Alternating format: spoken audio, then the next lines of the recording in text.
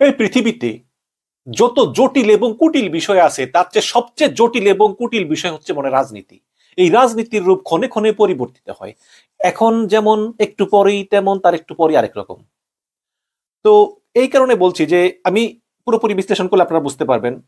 একটা খবর পড়ে শোনাই, সেটা হচ্ছে যে মার্কিন দূতাবাসের চার্জ দ্য অ্যাফেয়ার্স এর সঙ্গে বিএনপির প্রতিনিধি দলের সাক্ষাৎ।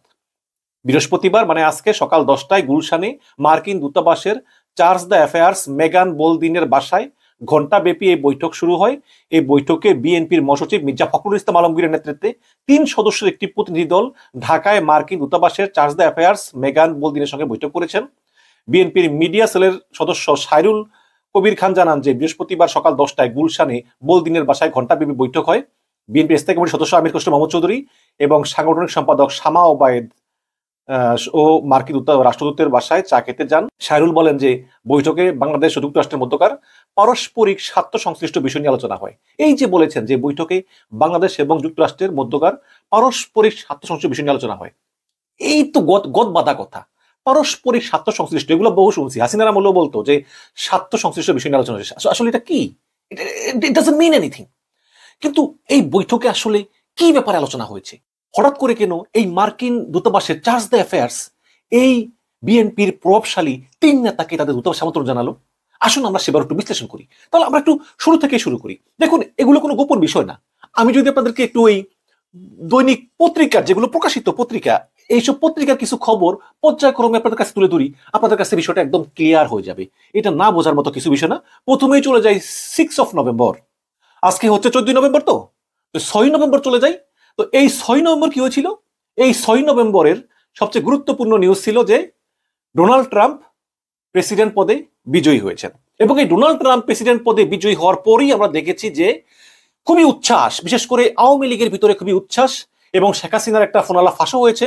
শেখ হাসিনা বলেছেন যে ডোনাল্ড ট্রাম্পের ছবি নিয়ে তোমরা যাবে, তারপরে কেউ ডোনাল্ড ট্রাম্পের ছবি ভাঙচুর করবে, তোমরা ছবি তুলবা, আমার সঙ্গে ডোনাল্ড ট্রাম্পের লিঙ্ক আছে, ওই লিঙ্কে আমি পাঠিয়ে দেবো। এবং আমরা এও জানি যে এই ডোনাল্ড ট্রাম্পকে ম্যানেজ করার জন্য Awami League million million dollar খরচ করছে। বিশেষ করে এই যে নির্বাচনের আগে ডোনাল্ড ট্রাম্প একটা টুইট করলো হিন্দুদের উপর অত্যাচার নিয়ে, এটার জন্য কিন্তু ওই লবিং ফার্মের অবদান আছে, যে লবিং ফার্মকে সজীব ওয়াজেদ জয় অনেক টাকা দিয়ে বসতেছে। এবং খুব সম্ভবত ডোনাল্ড ট্রাম্পের সঙ্গে ওই লবিং ফার্মের একটা ভালো আন্ডারস্ট্যান্ডিং হয়েছে। সুতরাং এই ডোনাল্ড ট্রাম্প ক্ষমতায় আসার কারণে ভারতও খুশি, আওয়ামী লীগও খুশি। স্বভাবতই ডক্টর ইউনূস এবং বিএনপি একটু নীরব, কারণ ইউনূসের সঙ্গে বাইডেনের যে সম্পর্ক ছিল, ট্রাম্পের সঙ্গে সম্পর্ক অতটা ভালো না।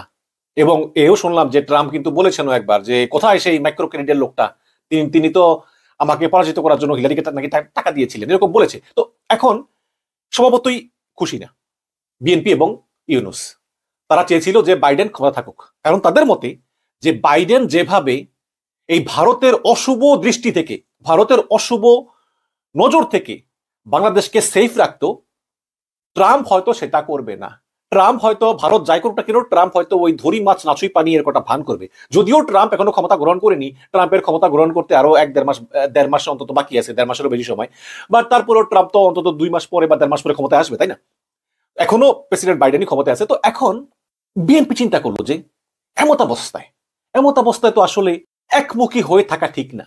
এবং আপনারা জানেন যে যেহেতু সুষ্ঠু নির্বাচন হলে বিএনপি ক্ষমতায় আসবে বলেই ধরে নেওয়া হয়, এই কারণে কিন্তু বহির্বিশ্বের প্রতিটা দেশের কিন্তু বিএনপির দিকে চোখ আছে। যেসব দেশগুলো এতদিন বিএনপিকে চেরার দাম দিত না, তারাও কিন্তু এখন বিএনপিকে আমন্ত্রণ জানাই, বিএনপির সঙ্গে কথা বলতে চায়। তো এই সূত্র ধরে কিন্তু হাসিনা পালিয়ে যাওয়ার পরই বিএনপির উপর চীনের আমন্ত্রণ ছিল, ভারতেরও আমন্ত্রণ ছিল, সবারই আমন্ত্রণ আছে, কিন্তু বিএনপি একটু বুঝে শুনে করছে। তো দেখেন আপনারা, 6 তারিখে যখন ডোনাল্ড ট্রাম্প নির্বাচনে বিজয়ী বলে ঘোষণা এলো, 7 তারিখে কি করলো? 7 তারিখে দ্রুত চীনের টিকিট কেটে বিএনপি একটি প্রতিনিধি দল চীন সফর করলেন। এখানে লিখেছে যে চীনের কমিউনিস্ট পার্টির আমন্ত্রণে দেশটিতে গেলেন বিএনপির vice chairman doctor Asaduzzaman Khan রিপনের নেতৃত্বে একটি প্রতিনিধি দল। বৃহস্পতিবার বেলা 3টায় চায়না সাউদার্ন এয়ারলাইন্সে করে ঢাকা থেকে রওনা হলেন এই প্রতিনিধি দলটি। এই প্রতিনিধি দলে আরো রয়েছেন বিএনপির যুগ্ম মহাসচিব হাবিবুন নবী খান সোহেল, বিএনপির খুলনা বিভাগের ভারপ্রাপ্ত সাধারণ সম্পাদক অনিন্দু ইসলাম অমিত এবং বিএনপির মিডিয়া সেলের সদস্য মাহবুবা হাবিবা। তো বিএনপির এই প্রতিনিধি দল তারা চীনে গেলেন এবং চীনে গিয়ে তারা স্বার্থ সংশ্লিষ্ট বিভিন্ন বিষয় নিয়ে আলোচনা করবেন। স্বার্থ সংশ্লিষ্ট বলতে তো আসলে একটাই, চীন কেন বিএনপিকে আমন্ত্রণ জানালো? চীন বিএনপিকে আমন্ত্রণ জানানোর উদ্দেশ্য হচ্ছে একটা, সেটা হচ্ছে যে বাংলাদেশের উপর থেকে ভারত এবং আমেরিকার প্রভাব হ্রাস করা। ইন্টারন্যাশনাল পলিটিক্সে যে যে যার যার বিষয় চিন্তা করে ভাই, এখানে কেউ বন্ধু না কেউ শত্রু না, সবাই চায় সবার নিজের স্বার্থ। এই অঞ্চলে চীন অবশ্যই চায় যাতে আমেরিকা এবং ভারত দূরে সরে যায়, এটাই চীনের স্ট্র্যাটেজি। যদিও বলা হয় যে স্বার্থ সংশ্লিষ্ট বিষয় নিয়ে আলোচনা হয়েছে, কিন্তু কিন্তু এটাও তো সত্য যে চীন বিএনপিকে বলেছে তোমাদের যা লাগে আমরা দেব, কোনো সমস্যা না, তোমাদের পাশে আসি, কিন্তু ভারত এবং আমেরিকাকে দূরে সরিয়ে রাখো। এবং বিএনপিও চিন্তা করেছে যে এতদিন যেভাবে প্রেসিডেন্ট বাইডেন গণতন্ত্র এবং মানবাধিকার রক্ষায় এবং বিএনপির পক্ষে এবং বর্তমান সরকারের পক্ষে যেভাবে কাজ করে চলেছে, ডোনাল্ড ট্রাম্প আসলে সেই কাজটা হয়তো তিনি নাও করতে পারেন, এবং না করার কারণে বিএনপি তার স্ট্র্যাটেজি পরিবর্তন করে এই চীন সফরে গেল। হয়তো যদি ডোনাল্ড ট্রাম্প প্রেসিডেন্ট না হয়ে কমলা হ্যারিস প্রেসিডেন্ট হতেন, হয়তো বা বিএনপি চীন সফরে যেত না। কারণ বিএনপি একটু আনসিকিউর ফিল করতেছে যে ট্রাম্পের প্রশাসনকে আসলে বিশ্বাস করা যায় না। যেহেতু ট্রাম্প এবং মোদি ভালো বন্ধু, কাজে ট্রাম্প কিন্তু হয়তো ওভাবে আর বাংলাদেশকে এই ভারতের অশুভ ছায়া থেকে প্রোটেকশন দিব না। ঠিক এই কারণেই বিএনপি তার প্রতিনিধি দলকে চীনে পাঠিয়েছে, এবং অবশ্যই চীন বলেছে যে এই অঞ্চল থেকে আমেরিকা এবং ভারতকে দূরে সরিয়ে রাখতে হবে। এবং বিএনপির আরেকটা বড় চিন্তাও আছে, সেটা হচ্ছে যে ভারত থেকে ইতিহাসের নিকৃষ্টতম যেসব গুজবগুলি ছড়ানো হচ্ছে একের পর এক, হাসিনা পালিয়ে যাওয়ার পরে প্রথম যেসব এইসব গুজব ছড়ানো হচ্ছিল, তখন আমরা মনে করতাম যে মনে হয় এই গুজবটা কিছুদিন পর এমনি থেমে যাবে। এখন হাসিনা পালিয়ে গেছে গরম গরম 5ই আগস্টের পরে আর কি, কিন্তু আমরা দেখলাম যে না, এই গুজব অনবরত কন্টিনিউ করতেছে, এবং রাষ্ট্রায়ত্ত বিভিন্ন জাতীয় মিডিয়াগুলো, রিপাবলিক টিভি, আনন্দবাজারের মতো বড় বড় মিডিয়াগুলো তারা পরিকল্পিতভাবে এই গুজব ছড়িয়ে যাচ্ছে। এবং এদের গুজবের মাত্রা এত ভয়ঙ্কর যে শুনলে আপনি নিজেও অবাক হয়ে যাবেন। তারা প্রচার করতেছে 10ই নভেম্বর নূর হোসেন দিবস উপলক্ষে রাস্তায় লাখ লাখ আওয়ামী লীগের লোক, ওদিকে ইউনুস পালিয়ে গেলেন ফ্রান্সে। আনন্দবাজার পত্রিকার মতো একটা ঐতিহ্যবাহী পত্রিকা অনবরত গুজব ছড়িয়ে যাচ্ছে। আমি তাদের হেডলাইনটা আমি আপনাদের একটু দেখাই। দেখুন, তারা আজকে হেডলাইন করেছে, ফাফরে ইউনুস সরকার, সুর চড়াচ্ছে ছাত্ররা, ফের রাজনৈতিক ডামাডোল বাংলাদেশে। আন্দোলনের সময় শেখ হাসিনার পুলিশের গুলিতে যে ছাত্ররা আহত হয়েছেন, তারা ঠিকমতো চিকিৎসা পাচ্ছেন না, এজন্য তারা রাস্তাঘাটে বিক্ষোভ করতেছেন। এই কারণে নাকি ফাফরে ইউনুস সরকার, ছাত্ররা নাকি সুর চড়াচ্ছেন, আবার রাজনৈতিক ডামাডোল নাকি বাংলাদেশে ভয়াবহ। আবার ওই যে আরেকটা আছে না, ওই যে রিপাবলিকান টিভির ওই যে জোকার ক্লাউন ময়ূক রঞ্জন নাকি, সে আবার বলতেছে যে চট্টগ্রামটা ভারত নিয়ে নিলেই ভারতের ষোলকলা পূর্ণ হয়ে যায়, এবং এই চট্টগ্রামবাসী নাকি বাংলাদেশের সঙ্গে থাকতে চাচ্ছে না, চট্টগ্রামবাসী নাকি ভারতের সঙ্গে যোগ দিতে চায়। তো এই ধরনের গুজব অনবরত একদম ভারতীয় সরকারের পৃষ্ঠপোষকতায় রাষ্ট্রীয়ভাবে এইসব গুজব প্রচার করতেছে। এবং এবং দর্শক, এই আওয়ামী লীগের আমলেও কিন্তু এইসব গুজবগুলো প্রচার করা হতো। এই আওয়ামী লীগের কিন্তু বড় সম্বলই ছিল গুজব, এবং এই আওয়ামী লীগ রাষ্ট্রীয় পয়সা খরচ করে গুজব সেল বানিয়েছিল যার নাম সিআরআই, এবং সেই গুজব সেলের প্রধান তন্ময়, সেই তন্ময়কে তিতাস গ্যাসের চেয়ারম্যান বানানো হয়েছিল। যদিও ওই তন্ময় 5ই আগস্ট হাসিনা পালিয়ে যাওয়ার পর তিনিও পালিয়ে যান। তো সেই আওয়ামী লীগ সেই গুজবের ধারাবাহিকতা বজায় রেখে কিভাবে এই 5ই আগস্ট গণহত্যা চালিয়ে মাপ চাইবে, ক্ষমা চাইবে, নিজেদেরকে শুধরাবে, তা না করে নতুন নতুন গুজব ভারতীয় সরকারের সহায়তায় তারা এগুলো করে। আমি অনেকবার বলেছি, ভারত রাষ্ট্রের প্রতি আমাদের কোনো ক্ষোভ নেই, আমাদের ক্ষোভ হচ্ছে ভারত সরকারের বাংলাদেশ নীতির প্রতি। তো এইসব পরিবর্তিত পরিস্থিতিতেই বিএনপি চিন্তা করেছে যে আমাদেরকে চীনের সঙ্গেও বন্ধুত্ব রাখা উচিত। আমাদের সঙ্গে চীনের সঙ্গে বন্ধু থাকবে, আমাদের সঙ্গে আমেরিকার সঙ্গে বন্ধুত্ব থাকবে, ভারতের সঙ্গে আমরা আমেরিকার মাধ্যমে হয়তো যোগাযোগ রাখবো, কিন্তু ভারতের সঙ্গে বাণিজ্যিক সম্পর্ক থাকবে, এটা এটা এটা থাকতেই হবে। এই ধরনের নীতির কারণেই আসলে আমেরিকা একটু ক্ষুব্ধ হয়েছে, কারণ আমেরিকাতে এখনো কিন্তু বাইডেন তিনি প্রেসিডেন্ট আছেন। এবং বিএনপির এই প্রতিনিধি দল কেন চীন সফরে গেল, এবং চীন সফরে গিয়ে কি কথা হলো, এবং এই চীন বাংলাদেশের প্রতি কতটুকু ভয়ঙ্কর, এবং বিএনপিকে আসলে ভারত এবং আমেরিকার যে কোয়াড, এই কোয়াডের প্রতি যে বিশ্বস্ত থাকা উচিত, এবং এই ইন্দো প্যাসিফিক যে স্ট্র্যাটেজি আছে এটার আওতাধীনে থাকা উচিত, মোটা দাগে এইসব বিষয় বিএনপিকে বোঝানোর জন্যই মূলত আমেরিকা বিএনপিকে আমন্ত্রণ জানিয়েছে।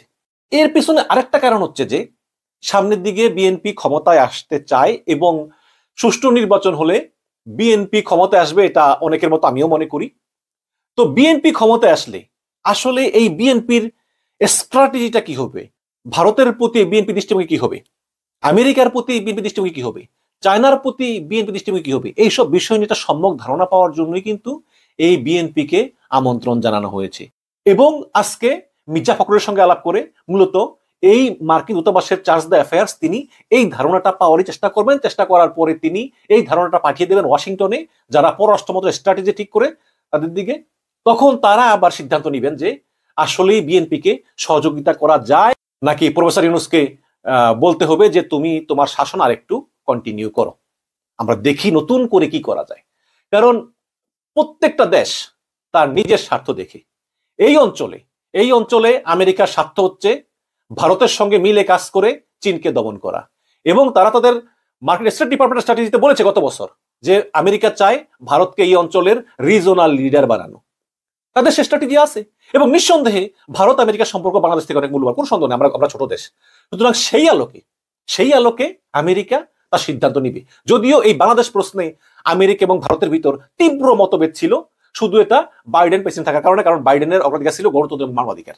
সুতরাং এই হাসিনার পতনের পিছনে কিন্তু আমেরিকার নৈতিক সমর্থন ছিল, যদিও এটা ভারত চায় না, কিন্তু আমেরিকা চাইতো। কারণ হাসিনার ক্রমাগত গণতন্ত্রহীনতা এবং মানবাধিকার লঙ্ঘন বাইডেন নিতে পারতেছিল না। কিন্তু যেহেতু হাসিনা পালিয়ে গিয়েছে, হাসিনা নাই, সুতরাং এখন আমেরিকা এবং ভারত মিলে তারা চাচ্ছে যে নতুন সরকারটা গণতান্ত্রিক সরকার হোক এবং আমেরিকা এবং ভারতের পারপাস সার্ভ করুক। ওদিকে চীন চাচ্ছে যে না, তারা আমার পারপাস সার্ভ করুক। তো এইসব বিষয় কিন্তু এই বিএনপিকে নিয়ে আমেরিকা এবং চীনের একটা টানটানি চলতেছে। তো যেহেতু বিএনপির প্রতিনিধি দল চীন সফর করে এলো, এই কারণে আমেরিকা তাদের উদ্বেগ প্রকাশ করার জন্য এবং ক্ষমতায় গেলে বিএনপির স্ট্র্যাটেজি কি হবে এটা জানার জন্যই মূলত মার্কিন দূতাবাসের চার্জ দ্য অ্যাফেয়ার্স বিএনপিকে আমন্ত্রণ জানিয়েছেন। এখন মির্জা ফখরুল ইসলাম আলমগীর তার অবশ্যই তার স্ট্র্যাটেজি বলেছেন বা বিভিন্ন কৌশল নিয়ে কথা বলেছেন।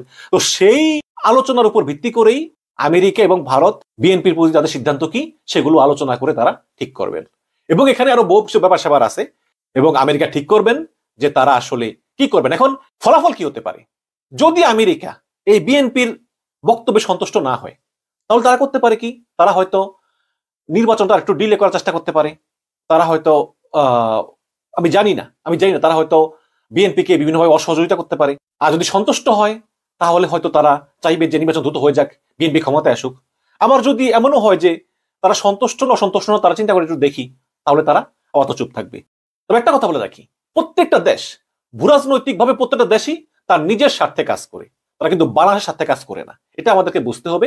এবং মোটা দাগে আমার বক্তব্যের উপসংহার হলো যে এই বিএনপির চীনের দিকে ঝুঁকে যাওয়াকে আমেরিকা ঠিকভাবে নিতে পারেনি, এবং এই ব্যাপারে উদ্বেগ জানাতেই আমেরিকা মূলত বিএনপির মহাসচিব ফখরুল ইসলাম আলমগীর, আমির খসরু এবং শামা বাওয়াতকে নিয়ে তাদের কনসার্ন প্রকাশ করেছে এবং বিএনপির মনোভাব জানার চেষ্টা করেছে, এবং সেই মনোভাবের আলোকে